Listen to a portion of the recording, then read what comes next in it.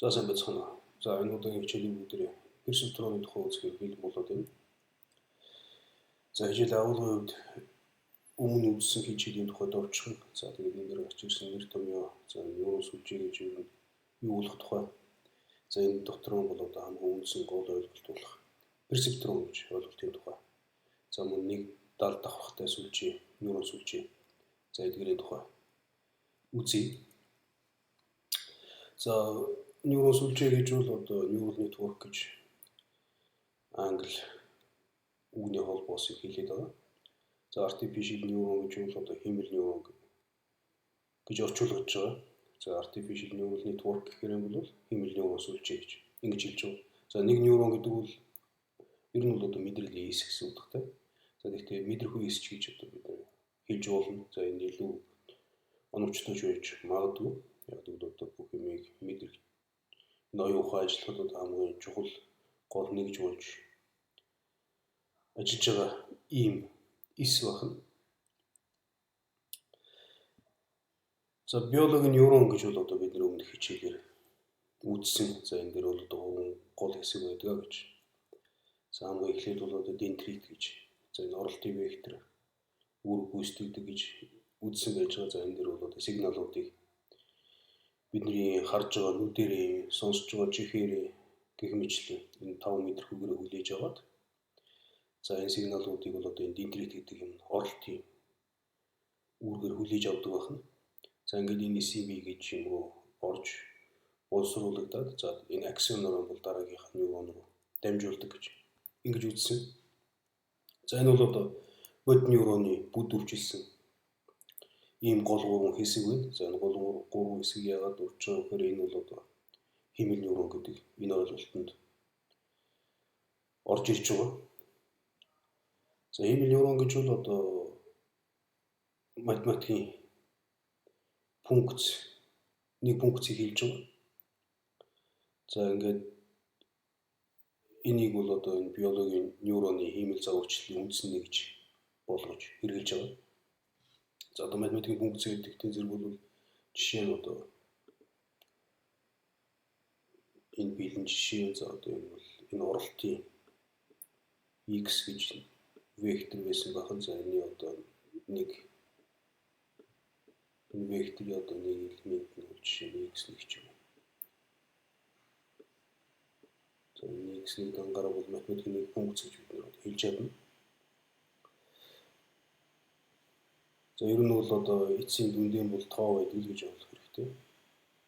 За тоо ч гэсэн өөрөө одоо математикийн нэг функц гэж бид төсөөлж байна.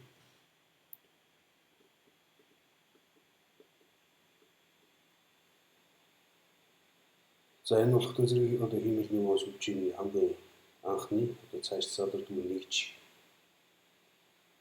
гэж хэлдэг. За энэ утгаараа бол одоо жишээ нь анхны тоо гэж бид ойлголт байдаг. За анхны тоо гэдэг бол одоо цааш задардаг өөртөө бол нэг тоо гэдэг тоонууд.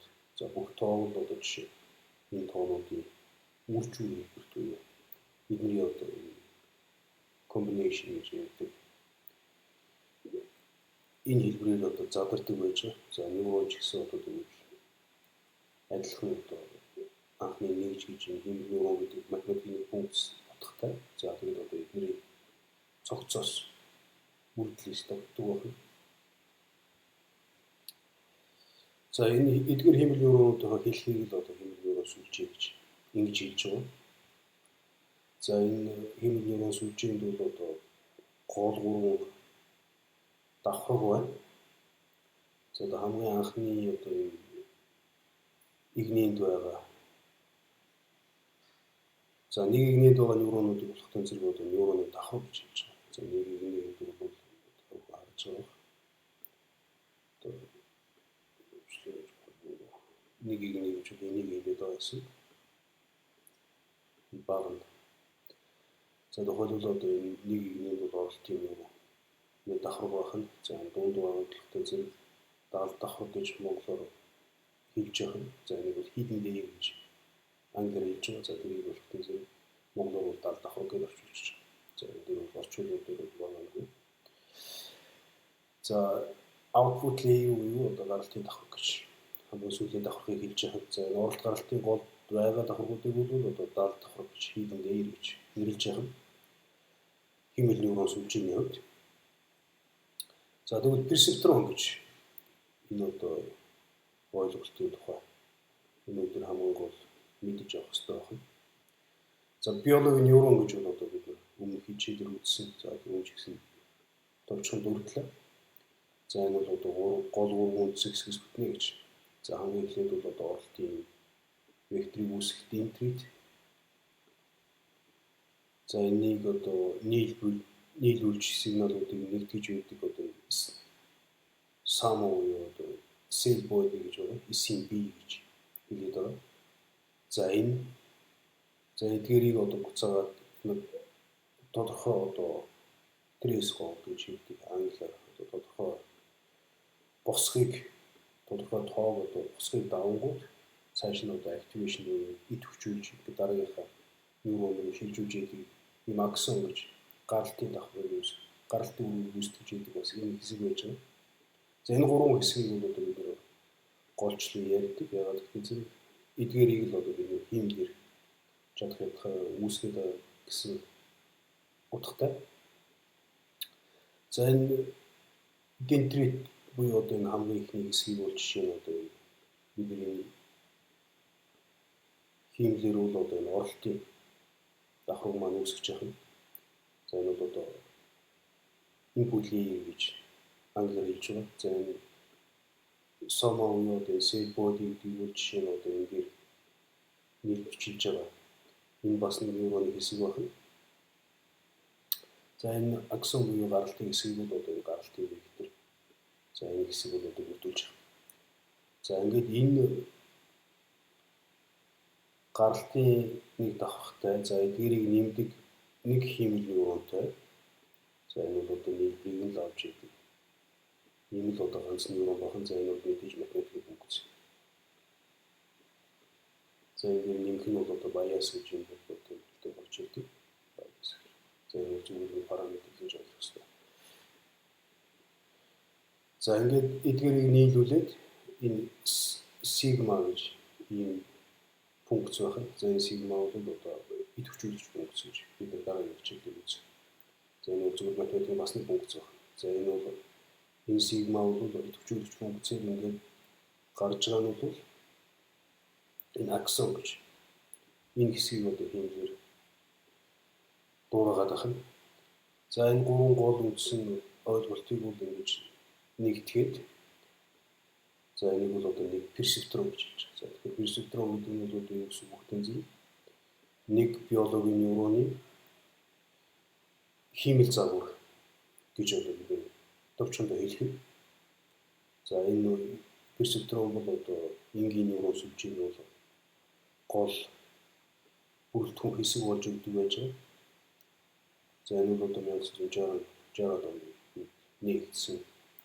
За тухайн үед одоо персептрон машин гэж өмнө гэсэн гарч ирж байсан. Гэхдээ тухайн үед бидний шинжлэх ухааны хөгжил бол төдийлөн сайнгүй байсан учраас тэр үед гарч ирсэн боловч за өнөөдөр одоо илүү их сайн хэрэглэж байгаа энэ бол за ер нь энгийн нейрон сүлжээ гэдэг бол олон давхрагт персептрон байдаг гэж ойлгож болно. За одоо тухайлбал энэ яаж одоо олон давхрагт персептрон байна гэдгийг хэдүүлээ харъя. За тухайлбал одоо энэ хэсэг бол жишээ нь одоо нэг персептрон байх нь. За гэх мэтлээ одоо ингээд жишээ нь энэ хэсгийг авах юм бол одоо мөн бас нэг персептрон байна гэсэн. За энэ хэсгийг авах бол одоо жишээ мөн персептрон за одоо энэ хэсгийг ингээд авах юм бол одоо мөн л одоо персептрон болж байгаа гэсэн. Гэх мэтлээ одоо эдгээр бол зүгээр персептронуудыг бүрдүүл хэсэг байна. За энийг болохгүй зэрэг энгийнээр одоо бид боомдгүй шууд холбогдсон нейрон сүлжээ гэж энгийнээр монголоор одоо ингэж бас орчуулж болно. За нэг талаас нь бол одоо multi layer perceptron гэж. Буюу олон давхартай персептрон гэж хэлдэг. Яг энэ одоо энэ персептронуудын одоо бүрдүүлгийг явж явах нь одоо ингээд саяны яг зурсны дагуу харах юм бол за энд бол жишээ нь одоо энэ hidden layer буюу дал давхар бол одоо хоёр давхартай байна.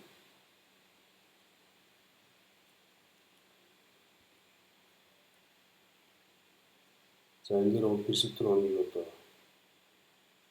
маш энгийнээр дүрсэлсэн байна. За одоо оролтын бүл үсэндээ 3 нейронтой байх нь ABC гэсэн. За энд одоо энийг бол одоо холбоос гэж хэлээд байгаа. За одоо англи синапс гэж хэлж байгаа. За энд бол одоо WA, WB, WC гэсэн жингүүд байх нь. За эдгээр бол одоо бодомжтой бүгдээ тоонод гэж бид ойлгох ёстой. За энийг одоо нэмж идэг энд нэг юм нейрон байна.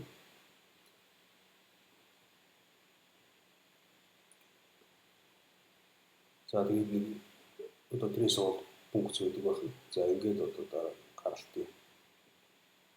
гаралт маань одоо энд байх нь. За энэ дал давхар бол одоо их чухал. За энэ одоо гүн сургалт, гүн бүтцийн сүлжээ гэдэг бол энэ дал давхаргын тооноос болж хэлж байгаа. За одоо энэ үндсэндээ 2-оос болон энэ дал давхартай энэ нейрон сүлжээ болоод тэгэхээр бид нэр одоо deep буюу одоо гүн гэж хэлээд байгаа. За тэгээд энэ нейрон сүлжээг болохтой зэрэг бид нэр одоо далд гүн бүтцтэй нейрон сүлжээ буюу за энэ л одоо хамгийн орчин үеийн асуудлуудыг шийдээд байгаа хэмэл оюун гэж ингэж нэрлэж байна. За энэ дал давхар юугаараа одоо илүү ач холбогдолтой гэх зэрэг за одоо энэ л гол сургадаг энэ давхаргүй байж байгаа. За энэ оролтын давхаргууд мэдээж энэ дөр сургадаг давхар байх зүгээр. Оролтын нөлөөд орж ирэл цаашаа явж байгаа гэсэн. За энэ хэсгүүдийг л одоо сургалт явуулж идэг байна.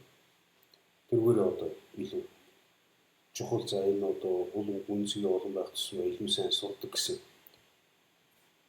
нэг талаас ийм ойлголттой одоохондоо байж болно. За нэг дал давхартай нейрон сүлжээ гэдэг нь одоо мэдээж энгийн за одоо дал давхартай тоо одоо нэг л байгаа л гэсэн. Энэ утгатай байна. За энэ бол одоо оролтын вектор, за энэ бол одоо гаралтын вектор. За нэг hidden layer буюу одоо дал давхарнууд бол үндсэндээ нэг байна гэж ингэж ойлгох нь. За нэг дал давхартай нейрон сүлжээ гэж байна. Одоо ингэ нэг ийм зүйл байна. За ерөнхий хэлбэрийн хувьд бол одоо бид сая зөв болон жишээ авлаа. За энд бол одоо оролтын давхар гэдэг тоонууд ороод ирнэ. За энэ дээр бол одоо холбоос үе жингүүд байна. За эдгээрийг бол нэмээд дээрээс нь баяас буюу одоо нэг параметр энэ бас мөн тоо нэмжээдэг ийм нэг параметр байна.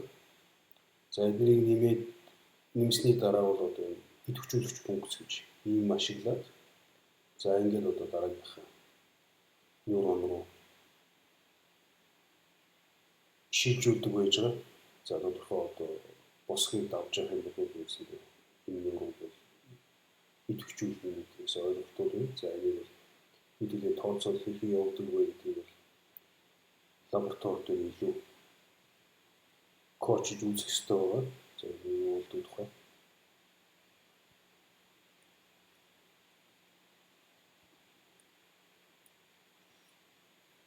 За энэ дээр